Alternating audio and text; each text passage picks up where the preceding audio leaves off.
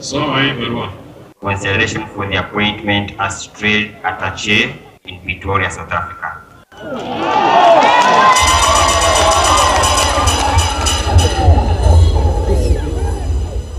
Pursuant to this communication, the ministry has proposed the appointment of Mr. Ryan Njendi Malulu to the position of trade attaché at the Kenyan Embassy in Pretoria, Republic of South Africa.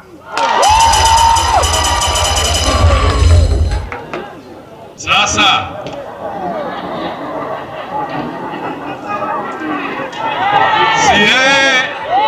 Sie alisomea mambo ya finance, akasomea mambo ya banking, kazi yake ni mambo ya uchumi na biashara. Sasa yeye ndio ataenda kutushikia mambo ya biashara kule South Africa.